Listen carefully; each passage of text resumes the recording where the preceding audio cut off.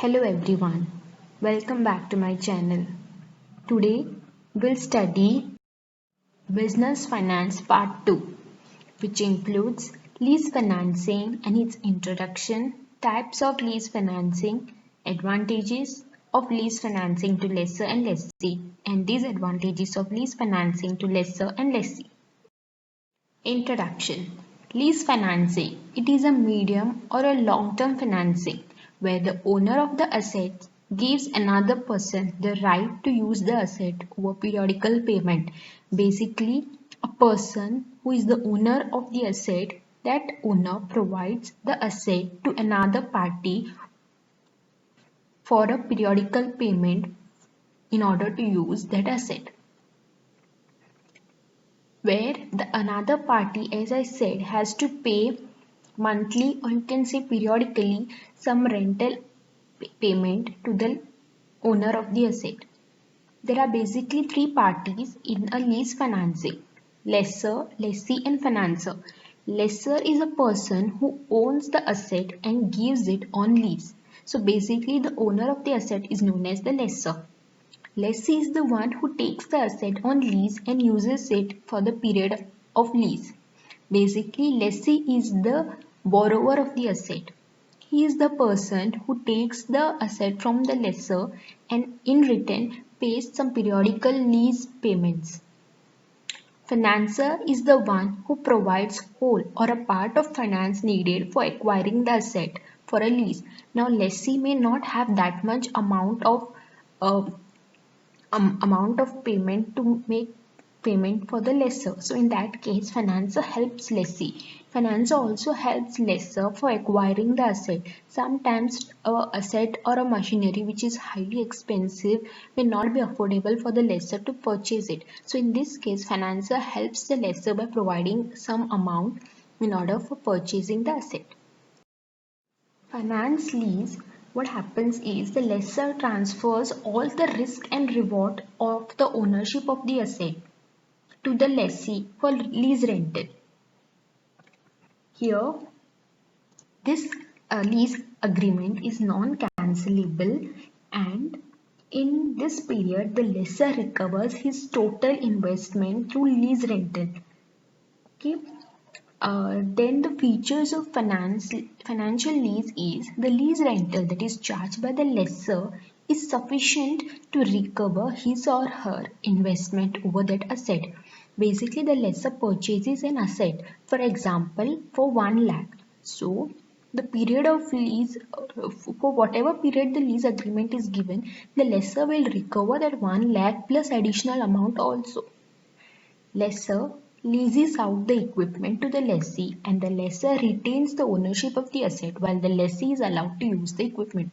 Now here what happens is in financial lease, the ownership lies with the lessor only. However, once full amount is being paid, there will be an option for the lessee whether to purchase it or not in the future date, which is stated in the third point of our features. That is, financial lease may provide a right or an option to the lessee to purchase the equipment at a future date. Now, no asset-backed risk taken by the lessor is one of the risks. Means there is no risk of that the financial release agreement will be getting cancelled or the asset will be returned to the lessor, because it is such type of lease is non-cancellable. The next is operating lease. Now, operating lease is a commercial agreement in which the lessor allows the lessee to use the asset for a shorter period than the economic life over a rental payment. Now, the lessor does not transfer the entire risk and reward related to the ownership of the asset. Plus, the lessor provides services attached to the lease asset such as maintenance, repairs and technical value. It is also known as service lease. Now, operating lease is little opposite of finance lease. As I said, finance lease is non-cancellable. This lease can be cancellable. In operating lease, what happens is the lessor cannot recover his investments fully. There will be chances of the lessee over a period of time. The lessee may cancel the agreement and return the asset. Therefore, the lessor again have to find another lessee in order to recover his investment. One of the important point here is in a financial lease, the lessor does not provide any services to the lessee, but here the lessor provides some technical assistance or technical services such as maintenance, repairs, etc. Therefore, it is also called a service lease. Now, its features is lower economic life. The lease term is much lower than the economic life of the asset. For example, 1 lakh you have paid for the asset, but the lease agreement from one lessee, from that you just recovered 50,000. So your economic life has not the economic life of the asset is still remaining. Still you have to recover 50,000. So the lessor has to search another lessee. The lessee, as I said, has the right to cancel or terminate the agreement.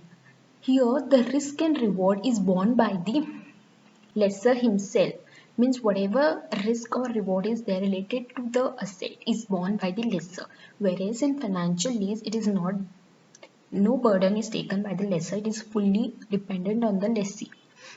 Here the lessor, as I said, provides technical assistance.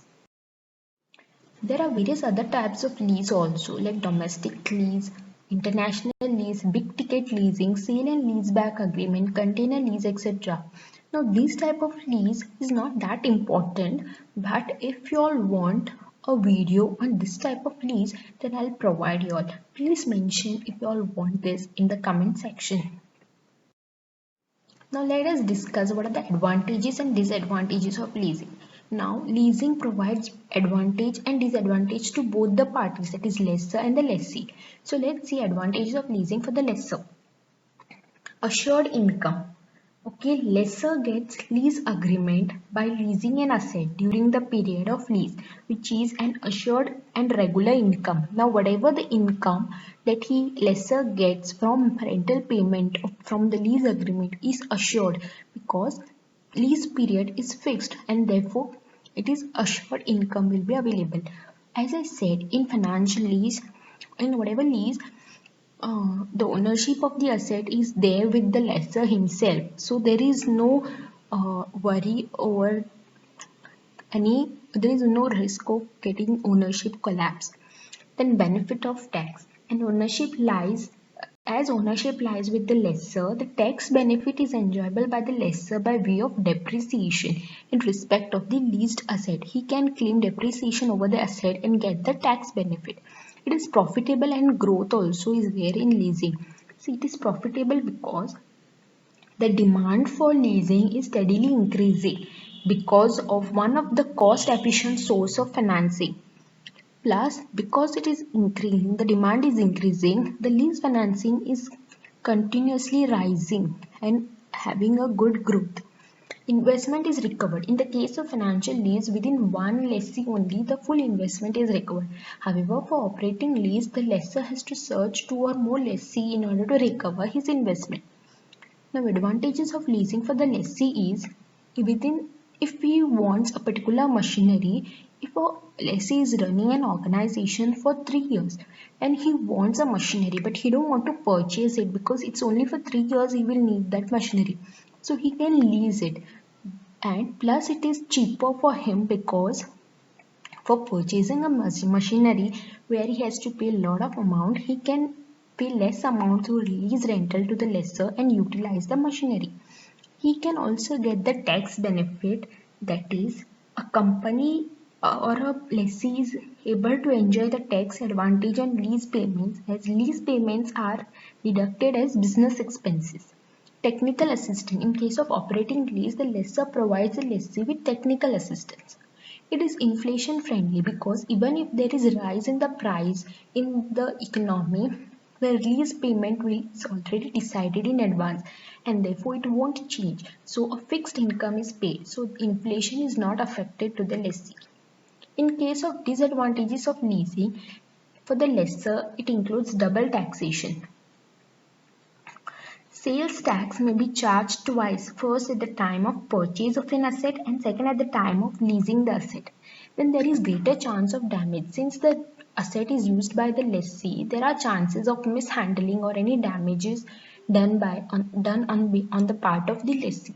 It is unprofitable in case of inflation. This point is actually advantage for the lessee, but it is a disadvantage for the lessor, because when the prices rise, rental payment could be increased, but due to a fixed rental payment, even if the inflation situation is there, he cannot demand more rent. In case of lessee, disadvantages is it is a compulsion.